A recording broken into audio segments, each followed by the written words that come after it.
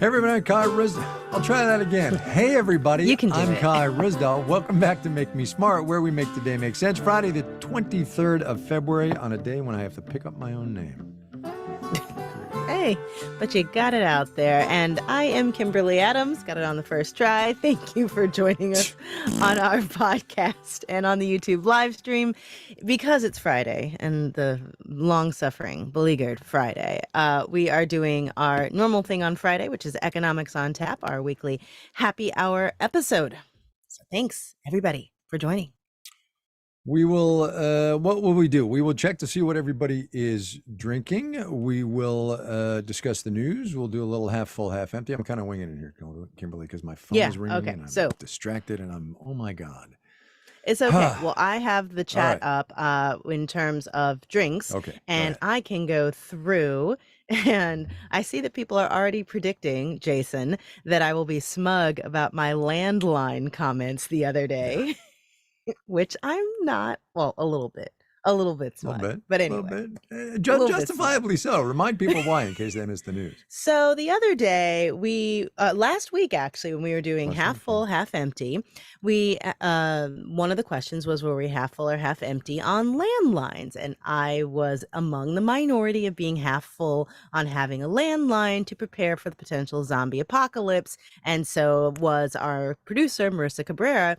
But it turned out we didn't need to wait for the zombie apocalypse to need landlines. We just needed AT&T and other networks to randomly shut down due to, I guess we still don't fully know why, but they say it's not a cyber attack and it wasn't a solar flare. So anyhow, they were telling people who needed to dial 911 to use a landline. Many people do not have landlines anymore, and therefore I am vindicated. So yes, a bit smug. I'll take it. You totally are. You totally are. Okay. 1,000%. All right, but seriously, on to the drinks. What are you drinking first, and then I'll get to the YouTube chat. I'm having water because I got some things to do later, so just a little agua. Also, I'm a little dehydrated and went running this morning, and I have had 5 cups of coffee and no other fluids. So, yeah, water is a good choice. I had like 2 big glasses of water before the show, but now I'm drinking sake that I heated up in the microwave. Which is, I know, not the right way to do it, but I'm in the office. But, you know, I'm cold and I wanted something warm, and I picked this up from the sushi place down the street, and I put it in the microwave. All right. Why are you in the office at 6:30 on a Friday night? I was working, man. I was working. Got stuff to do. All right. Got stuff to do. All right. So what's everybody else drinking? Okay, let's see. Jennifer Flippin Pierce is drinking a creamsicle martini. And someone points out that AT&T is saying it was a software update that caused these outages. Yes. And what is maple bacon shine and screwball whiskey on ice, Larry F? What exactly is that? I don't even know. Denny and Will McIntyre are drinking a Portlandia Columbia Valley Cab. Craig Hilton, a new Trail Glacier Hazy IPA. Let's see. Peace Frog 521 is drinking chilled boiled tap water. So there you go. There you go. Well, at least it's sanitary. Let's see. Yeah. Oh, Expat Mike in Japan says it's too early to be drinking sake for him. Just want to point that out. Give a sake shout out. In Japan. Expat Mike, I'm very curious what the take is on microwaving sake in Japan as opposed to. I'm sure it's not good. Yeah, it will not be good. It will not be good. But I mean, let's watch the chat for that. Yes. Man. All right. Sarah's got a screwball whiskey. Oh, says screwball whiskey is peanut butter whiskey. Peanut butter whiskey? What? Huh. Expat Mike, never heard of microwaving sake. Jen Peck says, as long as it's not fish. All right. Yeah, exactly. There you go. All right. Should we move on? Yeah. What's your news? Man. So there was a really interesting article in the New York Times. I think it was probably yesterday, actually, about Instagram and how it's becoming more and more of a news site. The headline was "Its Uneasy Rise."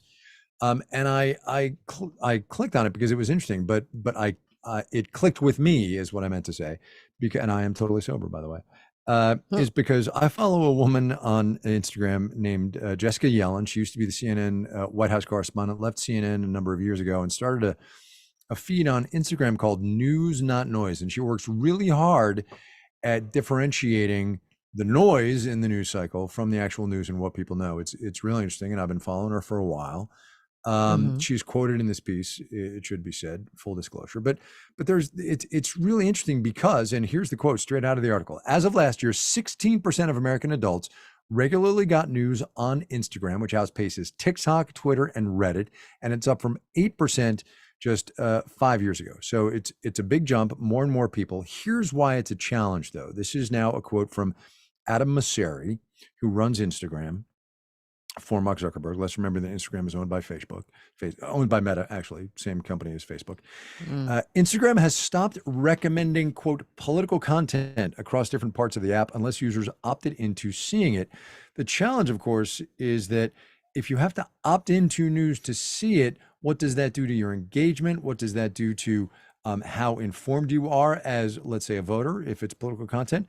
Also, there's a whole train of thought on disinformation and misinformation, what it means for that. They're trying to be thoughtful about it. It's a really challenging problem. I recommend the article to you.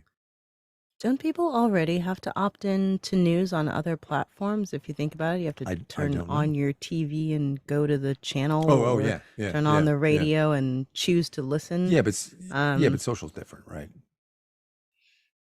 I mean, how yes, social is different, but I'm trying to think about how it's different in this context, in terms of just opting in. What do you mean?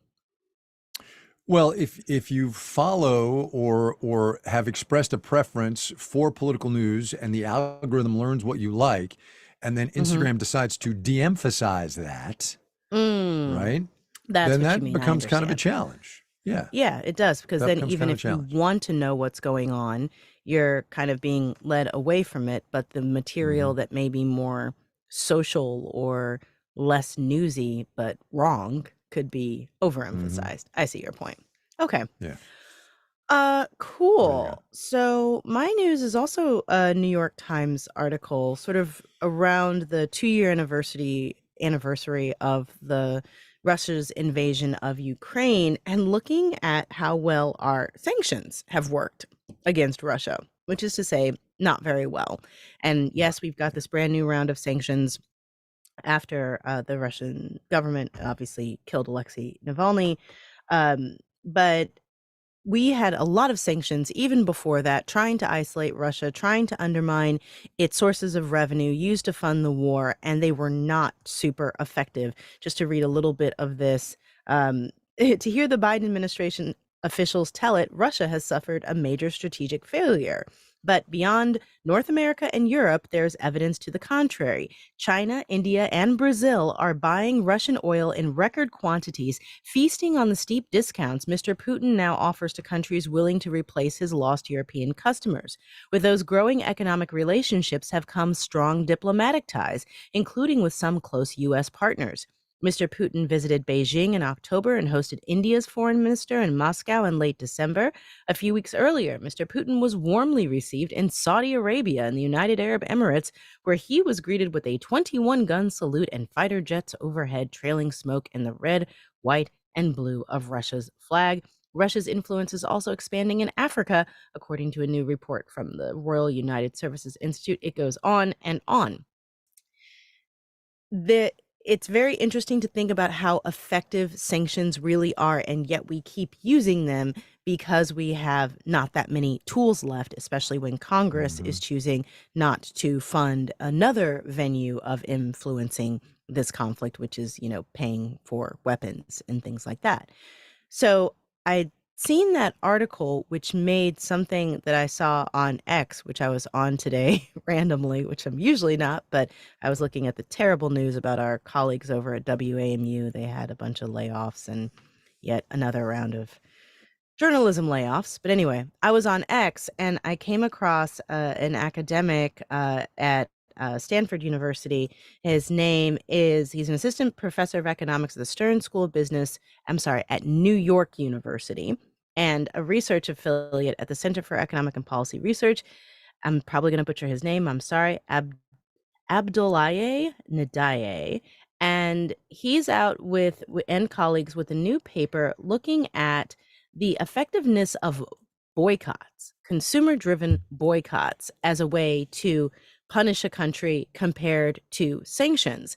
And according to his research, consumer-driven boycotts can actually be more effective in some cases than sanctions at actually causing economic harm to a country. It's very technical and gets into all these different case studies, but the bottom up method seems to be a little bit more effective than the top down method, because with sanctions, you tend to kind of eat the cost when you're issuing the sanction, versus with boycotts, it seems to generate a little bit more um, domestic activity to replace the boycotted product or products within the country doing the boycott. I thought it was very fascinating. I'd Mm-hmm. never really thought about boycotts versus sanctions and the sort of top down versus bottom up approach, which I thought was really interesting. Yeah, it totally is. It totally is. It's a little bit trickle down versus, trickle up-ish, if you want to come with an economic theory. But yeah, it's totally interesting. It makes a lot of sense too. There was a piece as I was driving home just now, Jackie Northam has a piece on Russian sanctions and how generally ineffective they've been for the reasons you cited, the Brazilians and the Brazilians and the Chinese and Indians buying Urals, which is Russian oil, at a discount. Yeah.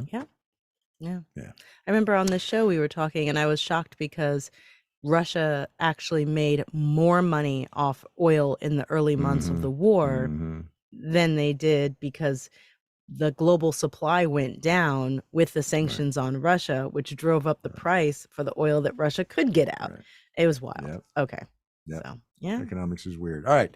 That's the news. Quick break. And when we come back, Drew Jostad, half full, half empty, coming back.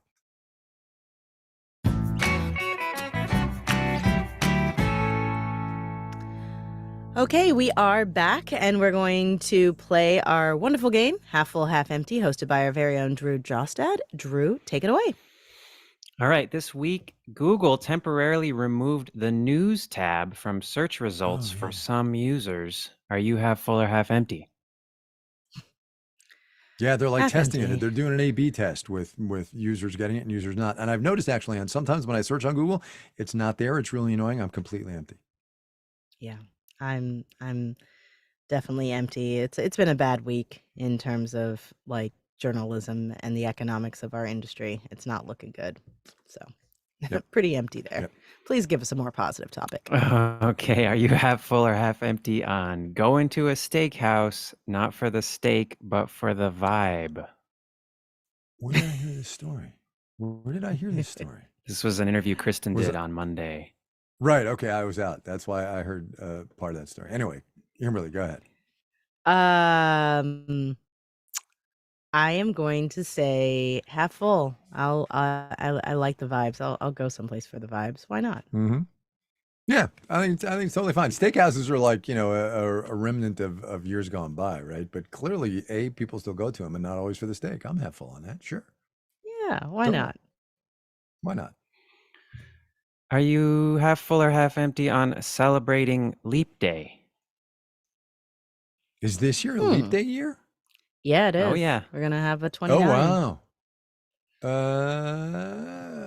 Just because the fact that he didn't even know it was coming. Yeah. One day at a time, man. One day at a time. One day at a time. Yeah, I'm half full on that. I will definitely go with a Leap Day. Sure. Totally.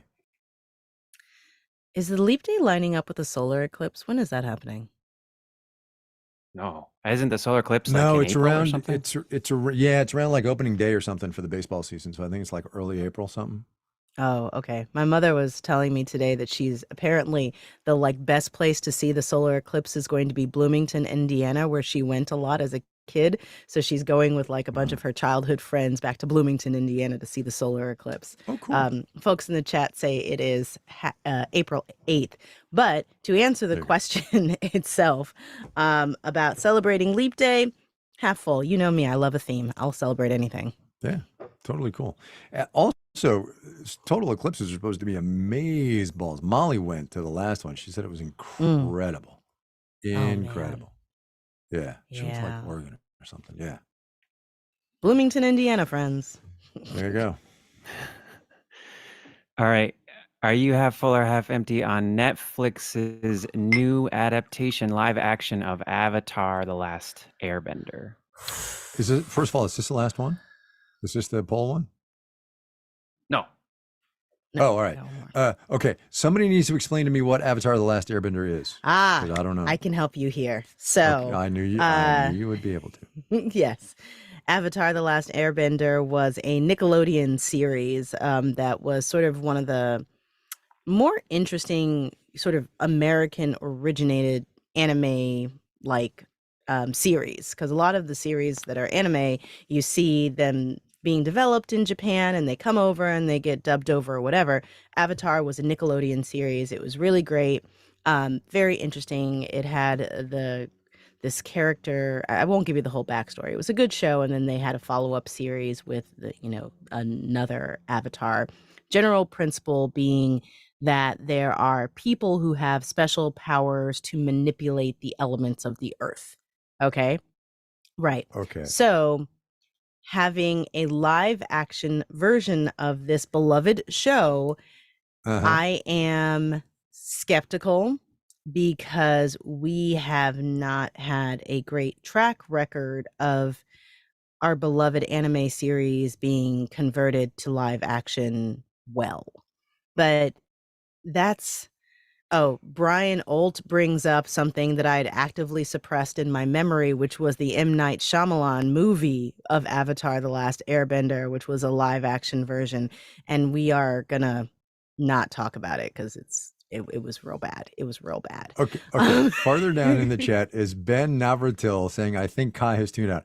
I haven't tuned out.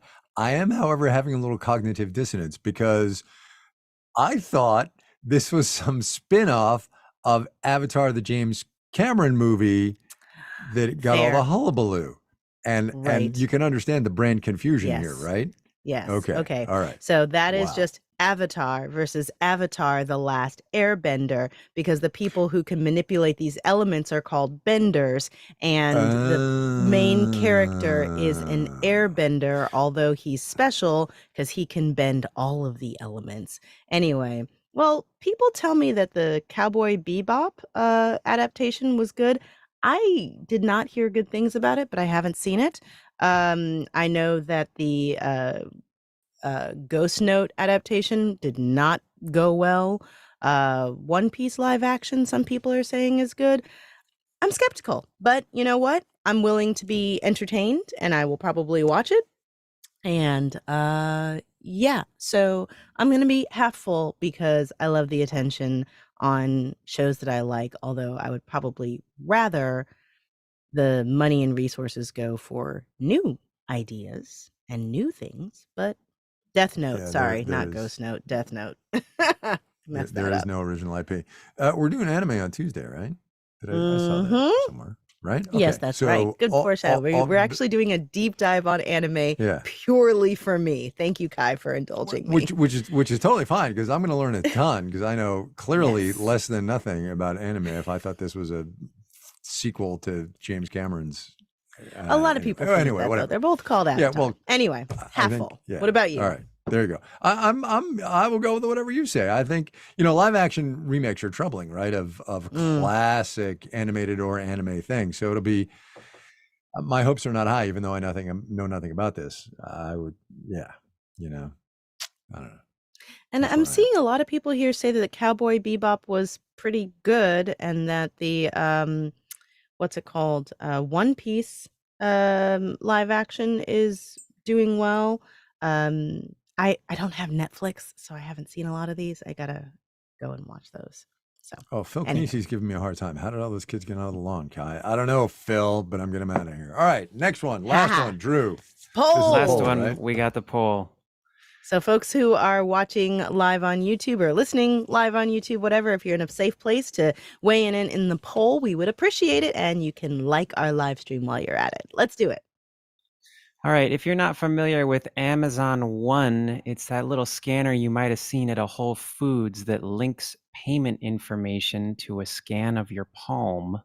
Are you half full or half empty on paying with a wave of your hand? With all of these new technologies, I'm constantly weighing, is it inevitable or is it sort of just testing it out? I really thought mini discs were going to be a thing. I did. I really did. Wow. And I know I took it way back for a My minute, goodness. And so you wonder which of these technologies are going to survive. I think I don't know if it was on our show or something else where someone was talking about how when barcodes were developed, nobody thought that was going to become the standard for everything. And then they were. And other systems exist for tracking things and now not. There are a lot of different ways to share data and share information. You can look at people's eyes, you can look at people's hands, you can facial recognition, and all of it's a privacy nightmare. But is it inevitable? And if so, I don't know, Amazon knows so much about us already. So what do you think? Is this inevitable, or are they is it, just another like flashy, shiny object? Gimmicky thing. That's the question. I All right, we got 184 votes in the poll. That's plenty. What do you think? Yeah, I'm gonna say half empty. I think that so many of these technologies are advancing so rapidly that a wave of the hand is not going to be so much more efficient than waving a card or waving a fob. And the privacy trade-off, I don't know that a lot of people are going to get on board. And how much easier is that than something else? But who knows? What do you think? I don't have very many privacy concerns because I don't know why. I just don't. I just don't think it's gonna. I think the execution's gonna be flawed here, and it's gonna be a while before this is a viable technology, and there are gonna be different ways to do it. So I don't think a scan of your palm is gonna be it. So on this specific thing, I'm half empty. I think contactless payment, like actual genuine contactless payment, is coming. It's only a question of when, and then I'll be half full on that. The poll, by the way, is half empty, 84% of you on almost 200 votes, half full 15. So, there are some privacy concerns out there amongst our listeners. Yeah, with good reason. Totally. All right. Totally. So we're done. There we go. We're done. That's it for us today. We are back on Monday, and then the deep dive with anime on Tuesday. In the meanwhile, questions, comments, you know how to do it. Voicemail is 508-UB-SMART. Email is makemesmart@marketplace.org. And that's how you get a hold of us.